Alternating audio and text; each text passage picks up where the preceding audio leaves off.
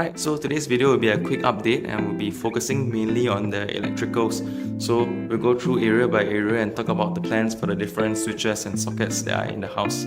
So maybe we can start off right here in the entrance. So over here we've got 3 light switches which we're intending to convert into smart switches.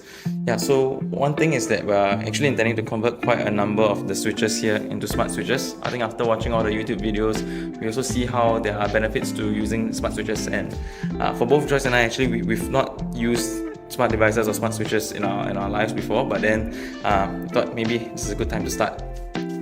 Okay, so what do these switches control? First switch controls the entrance light right here.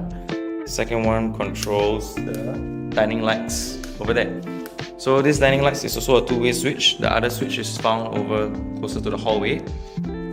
Third one controls the cove lights, which are right here. So funny thing is, this switch only controls this one cove light. It actually doesn't affect the other one. The switch for that is actually also found in the hallway. So we're intending to make some changes over here, and with the help of a smart switch, we can actually link up this switch with the other one, so such that if one turns on, then both turns on, or vice versa. If it turns off, if one turns off, then both turns off, and this will help to link them up and essentially also make this two-way switch. Alright, so next up is the kitchen. So over in the kitchen, we've got 2 switches over here. One is for the kitchen down light. The other one is for the service yard light. So eventually we're gonna replace the laundry rack over there with an electronic one, and this will be the power source to it. And behind here we actually have a tall unit as well. It's covered up right now because of the hacking works that were going on, but there are switches that power up the oven, which is here, as well as the hood over here. So for these 2 switches, we're not intending to convert them into smart switches because for this kind of usage, we don't really see the need for them to be smart switches. Then on the right side, we have 2 power sockets. This one will be retaining. The only thing is that we'll change up the cover plate to include one with a USB port in the middle.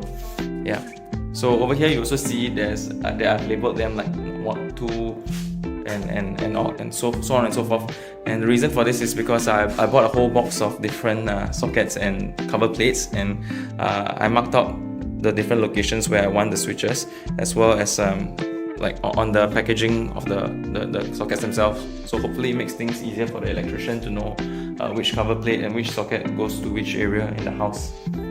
Then for this second socket over here, we're actually intending to convert this into a whole power track, like 1.2 meter long, running across here.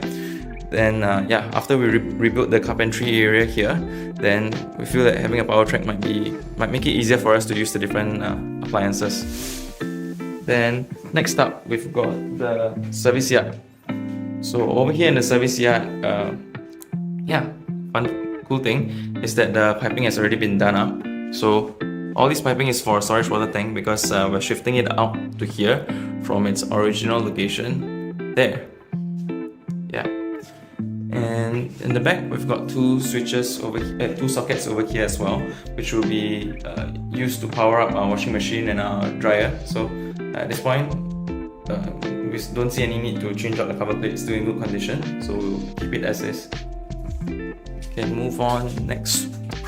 Okay, back into the living room. So over here the switches also have their corresponding numbers, and this is the box of cover plates and sockets that I was talking about. Okay, so we can go on to talk about the switches over here in the hallway. So over here, switch for hallway track lights. This one is the 2-way switch for the dining lights. And third one actually powers up our fan here, which we will replace with a fan light combo. Then the funny thing over here is these 2 switches controls the 4 downlights over there. So it's split into 2. So the first switch controls the 2 on this left side, and the other 2 will be controlled by the other switch. So we will convert all these into smart switches, and for these 2 switches in particular, we will link them up so that they all are controlled by one switch only. And this one over here controls the cove light on this side. So with the smart switch, the logic that we talked about earlier, we're gonna link this switch up together with the one in the entrance and make these cove lights linked up as well as two-way switch. Then we can go into the common room. So over in the common room, the only switch we have here is a single one that controls the fan light combo. We will retain it as is. Only change we'll make is that this will become a smart switch. And it will be the same for the other common room as well. So we intend to make this our study room, and yeah, we're gonna make the same change here as the other common room. Then now we have the common toilet.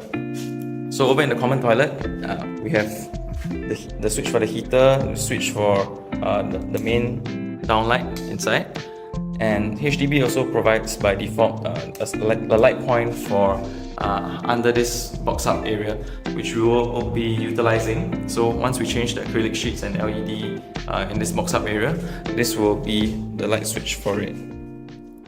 So this is the same thing that we'll be doing for the master toilet as well.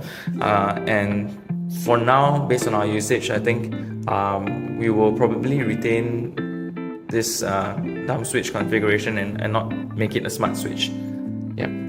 Then in the master, so we've got two switches over here. One here controls an entrance light that has been installed here. The other one controls the main light over there. For this, we will be converting it into a fan light combination, and that will be the switch that controls this fan light combination. Yeah, so same changes for these portions as in the common toilet. Then for our master bedroom as well as the living room, we're intending to install smart curtains. So we actually also catered for electrical points over here to power up the smart curtain track. Yep. So that's it for the electrical portion, and yeah, stay tuned for more updates. So hopefully all of this will go smoothly, and we'll see you in the next video.